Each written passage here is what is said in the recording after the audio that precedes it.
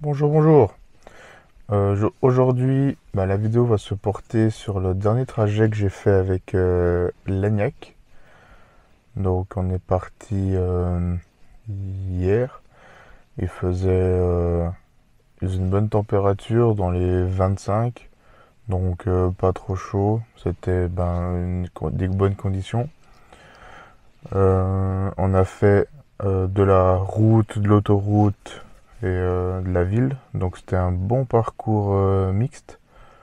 Donc je pense que c'est pas mal pour donner des informations. On était la voiture entre 3 et 4 personnes. Donc je n'étais pas tout seul non plus, il y avait du poids. Et puis il y a eu un peu de pluie aujourd'hui, mais rien de bien méchant. Je pense pas que ça ait eu trop d'impact. Et on a fait 285 km au total. Donc ça fait quand même un bon petit trajet. Il y a de quoi avoir une idée. Et la voiture en tout, elle a 736 km. Donc là, c'est vraiment les premiers trajets. Et tous les trajets se sont faits en mode de conduite confort. Et quasiment l'intégralité de la route a été faite avec le Travel Assist. Donc vraiment la voiture qui se met à la bonne vitesse avec les panneaux, tout ça. Donc je pense qu'en faisant ça, j'ai vraiment des données qui sont assez proches de la réalité en fait. Donc c'est pour ça que je me suis permis de faire cette vidéo. Donc on va commencer par, je vais vous montrer un petit peu tout ça. Et la voiture c'est éteint. On va parler un petit peu de tout ça. Et puis on verra ensuite les points que j'ai déjà remarqués qui sont un peu dérangeants et tout ça sur la voiture. Donc, je vais vous montrer ça.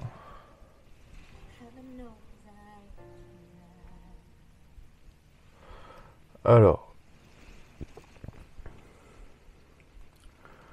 depuis la recharge, donc là on peut voir 285 km.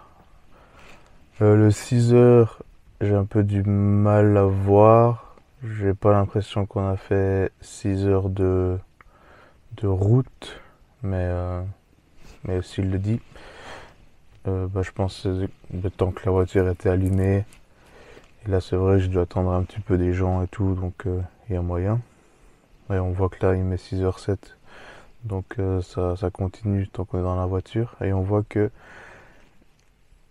on consomme actuellement juste la voiture qui est allumée en faisant rien du tout. Donc 50 km, enfin 47 km/h de moyenne. On a eu quelques bouchons. Et en faisant rien, ça fait ça. Et on a une moyenne de 15,7. Et je suis vraiment content pour le coup. Parce qu'on a vraiment eu, là on est à 1000 mètres d'altitude, on est descendu à peu près 400 mètres. On a fait de l'autoroute à 120. On a eu des bouchons en ville. Et des choses comme ça. Et là après, on est remonté. Donc c'est vraiment le trajet aller-retour. Donc 15,7 pour moi, c'est top. Si on regarde les données théoriques,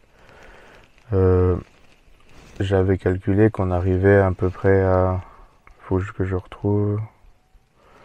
faut que je refasse le calcul, je l'ai perdu. Ce que j'avais fait, je l'ai sous les yeux, donc je vous le fais maintenant. Pour le longue durée, on voit qu'il y a 736 km. On a eu 22 heures où la voiture a été allumée. Et une consommation de 17,7. Et avec une consommation de 17,7, en sachant qu'on a 77 kilowatts, et ça nous donne en théorie une capacité, enfin une autonomie de 435 km en étant 100% chargé, ce qui est quand même beaucoup plus bas que ce qu'annonce Skoda, en sachant qu'ils annoncent une consommation plus ou moins à ce stade-là, donc c'est un peu bizarre. Mais voilà, de toute façon, on le savait déjà en l'achetant. Voilà, je reprends. Euh, depuis la recharge, donc là on peut voir que la batterie, je suis à 17%, on est parti à 80%, ce qui fait qu'on a utilisé 63% pour effectuer les 285 km. Donc en théorie, avec cette consommation-là, on pourrait faire 452 km, ce qui reste toujours plus bas que ce qui est annoncé par Skoda. Et pourtant, une consommation à 15,7 avec un SUV, en faisant ce qu'on a fait, je trouve la consommation vraiment bien. Donc j'ai du mal à voir comment on peut atteindre les 500 km. Vraiment là, zéro espoir. Après 450, c'est déjà bien. Mais c'est vraiment mensonger pour le coup. Et on se rapproche vraiment de loin. En comparaison avec la Spring, eh ben, c'est vrai qu'on arrive à faire les 240, les 250. Et pourtant je force pas trop quoi. Donc pour le coup, un peu déçu. Et en plus le tableau de bord, c'est vrai il est pas super réactif quoi. Surtout quand je vais dans Android Auto, tout ça, il a, il a un peu du mal quoi. Il a un peu du mal quand on lui demande de faire des actions,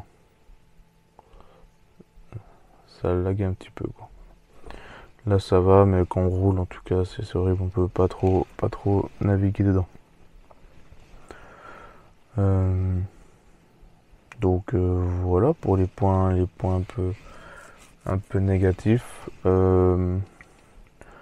Pour le reste, on a eu quelques fois sur l'autoroute avec le Travel Assist, c'est vrai qu'il lit des panneaux 60 alors qu'on est à 100, 120 et ça c'est vraiment pas l'idéal. Faudra que je lise un peu le mode d'emploi, voir si on peut changer un petit peu la façon dont il change la vitesse.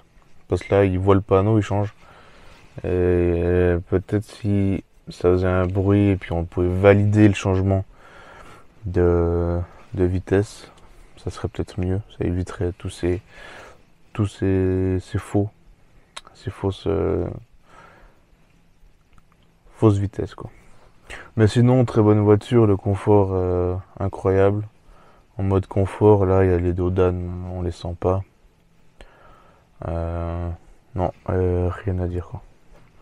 Pour l'instant, tout est top. On a pu rouler de nuit, donc avec les phares Matrix LED, c'est vraiment sympa à voir. J'essaierai de vous le prendre en vidéo en l'occasion, mais ça fait vraiment une petite zone noire où il y a la voiture, alors que nous, on voit comme si on était en plein jour, quoi. Les phares sont vraiment bien. J'ai peur si une fois un ne fonctionne plus. Je pense que je vais y laisser un rein, mais sinon, tout va bien. Donc voilà, ça c'est une petite vidéo. Je vais essayer de reprendre les vidéos un peu plus longues, un peu plus, enfin pas plus longues, mais un peu plus travaillées, un peu avec des sujets un peu plus intéressants. Là c'est vrai que je vous prends juste un point conso sur un trajet, il n'y a pas d'image, il n'y a rien. Je suis navré pour ça. Je vais essayer de m'améliorer. Et je vais aussi reprendre les vidéos pour avoir l'avis des gens. Donc faire conduire d'autres personnes et puis prendre un peu leur avis à chaud. Dites-moi en commentaire si ça vous intéresse, ce que vous voulez voir aussi.